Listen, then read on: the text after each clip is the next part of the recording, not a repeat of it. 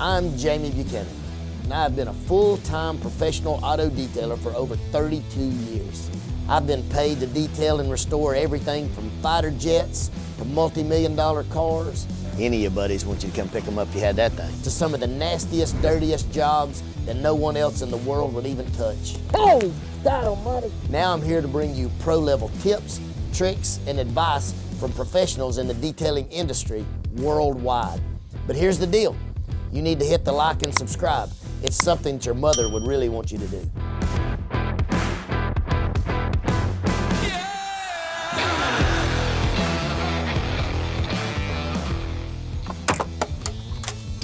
That was a good one. Well, I didn't get it snapped in there. Cut!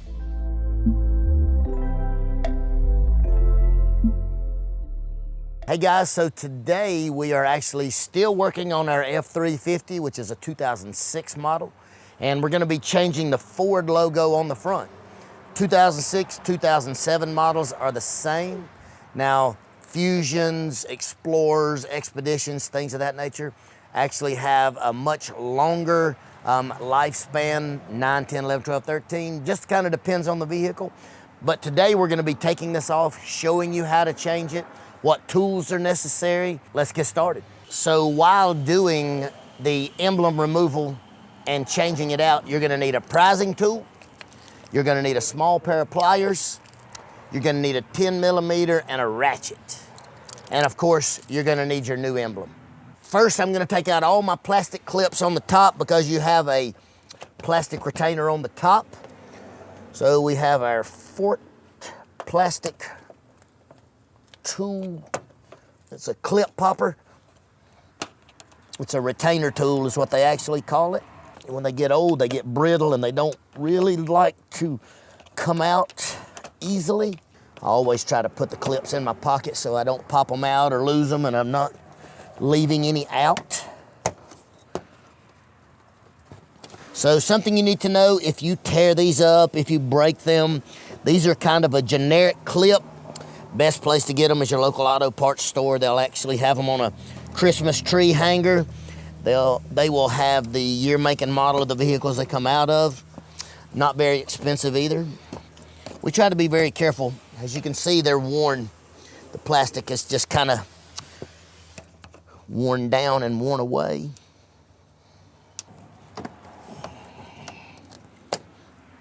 Now,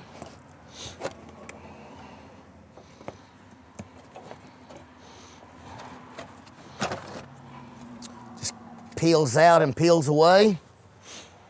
You can actually just lay this up here so it's still in our view. Now that I'm looking, I can see that it does look like a 10mm nut and 2 clips.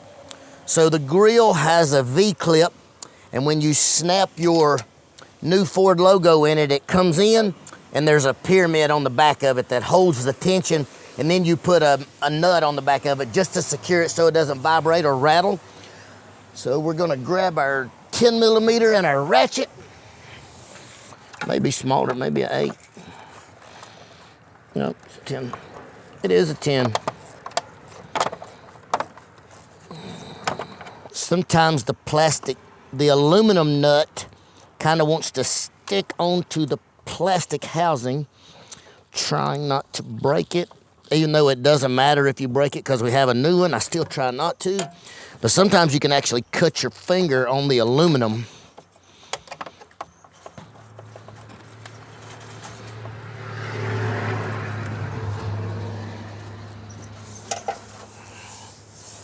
I'll keep the nut just in case the new one doesn't come with it, but I know it comes with it. Are you sure about that? Yeah, you're gonna have to break these off to get the old one out. There's no doubt. It's the only way it comes off, which is good. That means you can't lose it going down the road.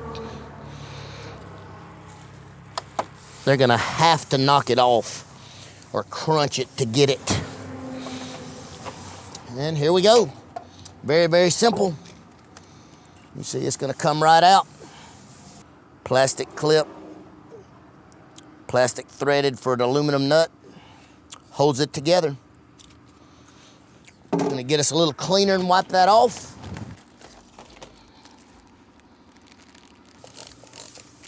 Just using a little bit of cleaner to get our dirt ring off. Just something to break the dirt loose. You can use an interior cleaner, you can use a general all-purpose cleaner.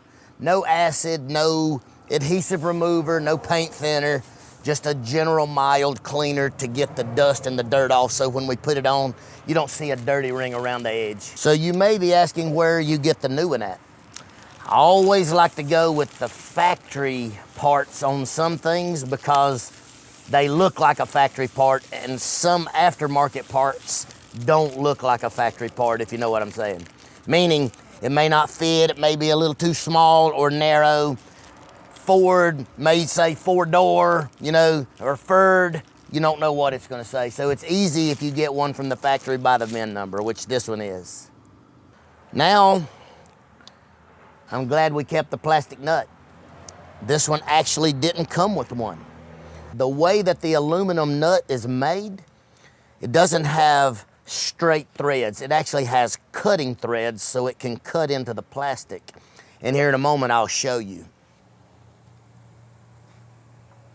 Now, when you look at the aluminum nut, I was telling you, if you see how the threads are made, they're made at a different angle on both sides, where a nut is just flat with the threads in it. These actually have cutting threads. When you wrench it on here, it's gonna cut into that plastic to secure it.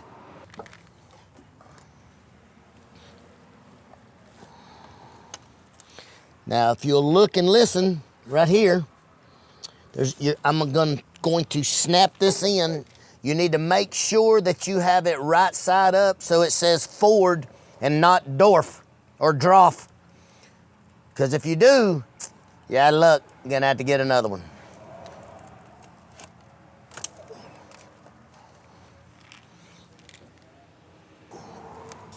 There we go. You have to push pretty hard. It has got to settle itself in to the snaps.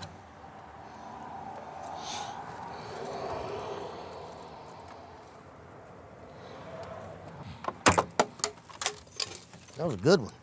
Well, I didn't get it snapped in there. And that aluminum look and just turd look. Oh, it's gonna blend right in, right? Did you see my magnet? You probably already have a nut. I may have 2 or 3 nuts on here. Nope, nothing like that.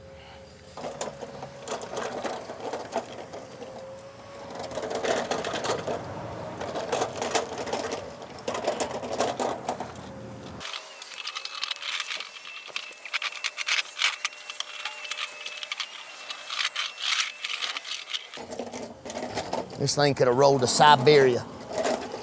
You never know, right? So guys, costly mistake.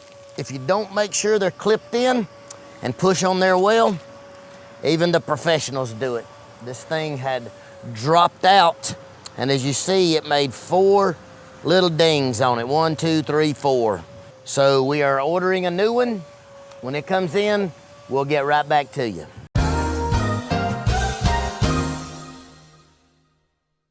Hey guys, we're back. We have our brand new logo, and as you can see, we've taken massive precautionary measures because sometimes we do make mistakes as professionals. I have our nut to lock it in when we get it inside. We're gonna make sure this time that it snaps. We're not gonna walk away till it snaps. So stay tuned. We're gonna get started right here.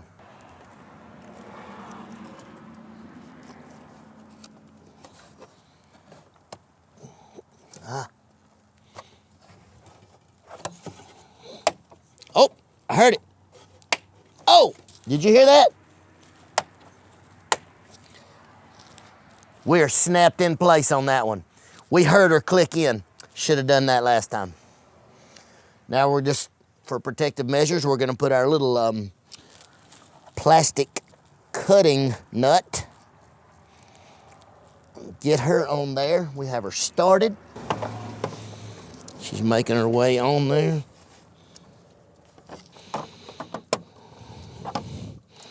All right, now we have it there. Now I'm gonna have to go get us a deep well. You wanna actually try to start it with small because you really can't get in behind the metal bracing. So I'm gonna have to go get a deep well tin to finish it out. Yep, because the plastic screw is actually pushing on the inside of the nut. And I'm sure we're not gonna be able to twist it with our hands. Well, I don't know, I'm able to twist it. Let's twist it with these paws I got here.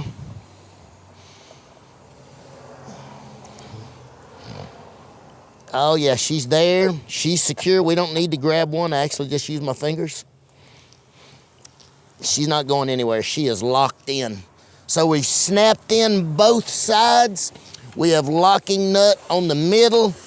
And now as you see it, there you have it. Now the last thing we have to do, if you remember, we had taken off our plastic piece here to cover up everything. We're gonna put it back on and push our push clips in it. Actually going to slide it down inside, I believe. Maybe. This is gonna be, no, maybe it's this way.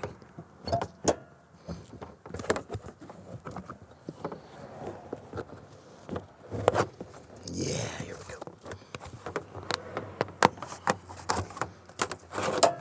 Now, get it slid into place. Get on my little plastic clips.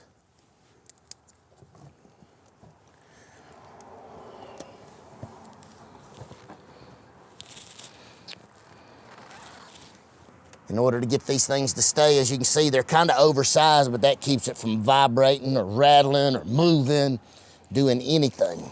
Like, it keeps it in place. You gotta wiggle them back and forth.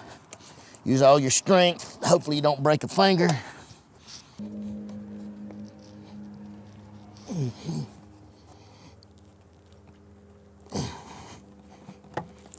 There she is. All right. That's it. She's all back in place. Ready to go.